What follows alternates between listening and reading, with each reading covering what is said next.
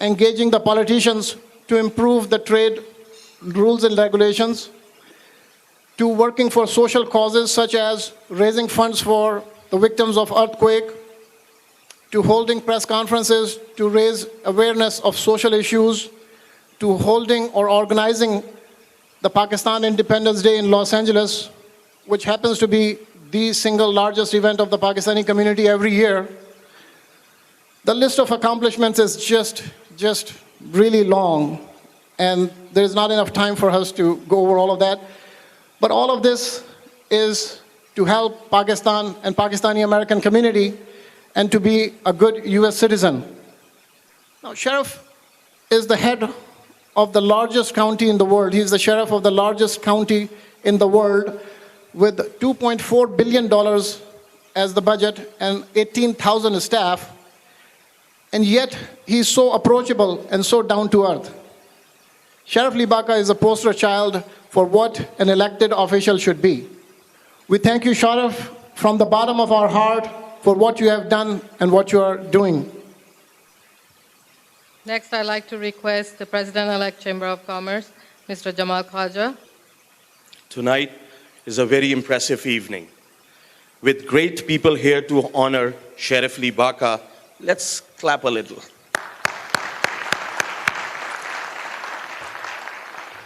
I would like to extend a special thanks to Sheriff Baca for taking the time out, what from I'm sure it's a very demanding and challenging schedule.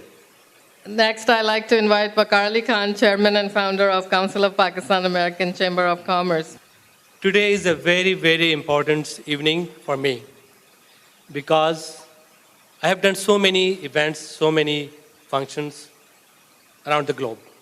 But today is really, truly great evening because the Council of Pakistan American Chamber of Commerce honoring one of the great friend of Pakistan, and his name is Sheriff Lee Roy Baca.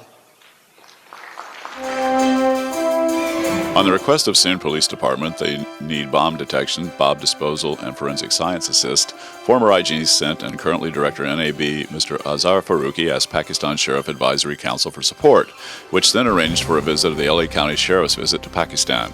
The team that visited Pakistan included the LA County Sheriff, Mr. Lee Baca, Head of Homeland Security, William J. McSweeney, Strategist for Intelligence Alliance, Matt Woolman, Chairman Pakistan American Sheriff Advisory Council, Waqar Khan I, Director Pakistan American Sheriff Advisory Council, Dr. Sohail Siddiqui, and Co-Chairman International Liaison, Dr. Asif Mahmood. The delegation arrived in Pakistan on December 15th and stayed there for 4 days. During the trip, the delegation first met the President of Pakistan, Mr. Asif Ali Zardari, and his team, which included Advisor to the Interior Ministry, Mr. Rehman A. Malik, Secretary General to the President of Pakistan, Mr. Sulaiman Faruqi, former National Security Advisor, Mr. Muhammad Ali Durrani, and Ambassador at Large, Mr. Jamil Ahmed Khan, at the President's house. The meeting lasted for 45 minutes. The key points discussed were how to combat terrorism and street crimes and training for the Pakistan police to increase their skills. The President also agreed with Lee Roy Baca that the police department should have more powers to handle the current law and order situation in Pakistan, along with better training and latest technology. Later on, the President advised Mr. Baca to have a briefing from the Interior Ministry to understand the Pakistani situation on the border areas. A brief was then given on the same day by the Interior Ministry describing the suicidal attacks, bomb blast target killings, and kidnappings. Mr. Baca was very impressed by the presentation. He then met Islamabad Mr. Ashgar Kardezi and his team, where he was explained about the capital city's functioning and infrastructure. He admired the policing of the capital city police under immense stress and dangers, but he showed his concern of running the Islamabad police headquarters in this center of residential area, where the security of the residents and the police itself was unsafe. He advised the police to shift their headquarters to a suitable place away from the residential areas for the safety of all concerned.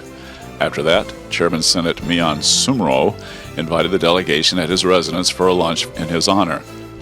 At the lunch, Chief Minister Balochistan Nawab Aslam Risani and many other renowned politicians were present.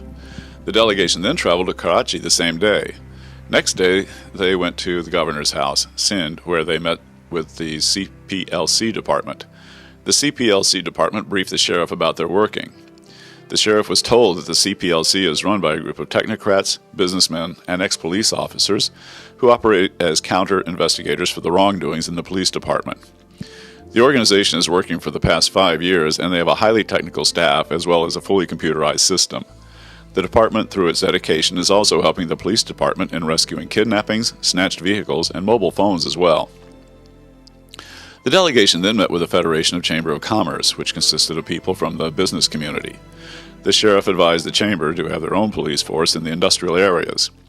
The same day he met IG Singh Sultan Salahuddin Babar Khattak and his team, where he was given a full briefing by the Sindh Police Department. The Sindh Police Department asked Mr. Baca for his department's help in the field of forensic sciences. Mr. Baca offered his complete support and asked him to send some officers to Los Angeles, where his team would train them and increase their skills. He also advised the Sindh Police Department to increase the basic salary of his policemen, have the entire infrastructure computerized, and get advanced vehicles for patrolling. The sheriff then met Governor Sindh, Dr. Eshratul Ebad, who had arranged a dinner in his honor. The governor highly praised the efforts of the council and offered his full support to the Sindh Police for investment. The delegation then went to Punjab, where he met the IG Punjab Shaukat Javed and his team at the police headquarters in Lahore. Mr. Baca was given a detailed presentation of the Punjab police working in operation. Mr. Baca was pleased to hear that the biggest forensic lab in Asia is being built at the Punjab police headquarters in Lahore.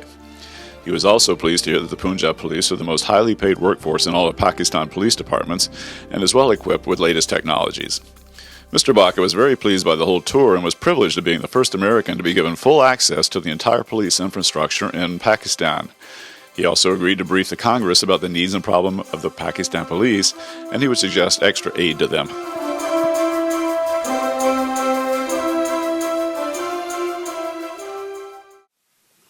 Ladies and gentlemen, please welcome our guest of honor of this evening, everyone's favorite, my favorite, the best sheriff in the entire USA of America, the star of this evening, our hero, Mr. Sheriff Leroy Baca. Well, thank you very much, Fatima. I'm really happy to be here with you this evening, and this council has been phenomenal because you may not know, but this was my second trip to Pakistan. The first involved visiting 5 years ago President Musharraf, and it was in and of itself a fantastic trip. And my good friend Hamid Malik is here, and he can attest to the fact that when I was in Peshawar on that trip, that I was immediately greeted as though I was a Pashtun coming home. And what was amazing with the support of President Asif Zardari is that the Advisory Council was given great respect, that the members of the Pakistani team worked hard to get this going the right direction. And that to me is really where I can say without that kind of leadership, this trip would not have been possible.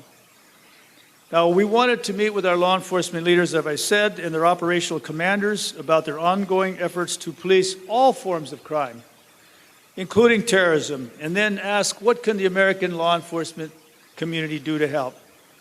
The police are a more appropriate strategy and tool for dealing with terrorism.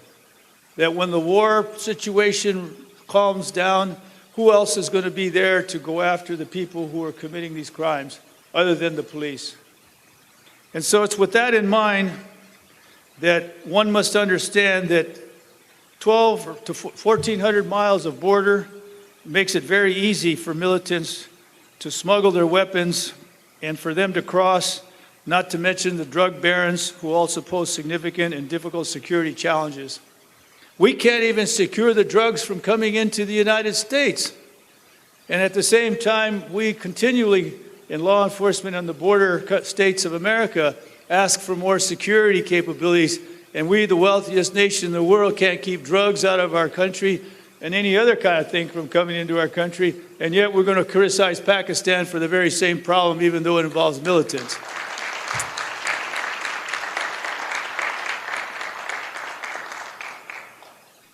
The chief of the province of Punjab approached 45 madrasa school directors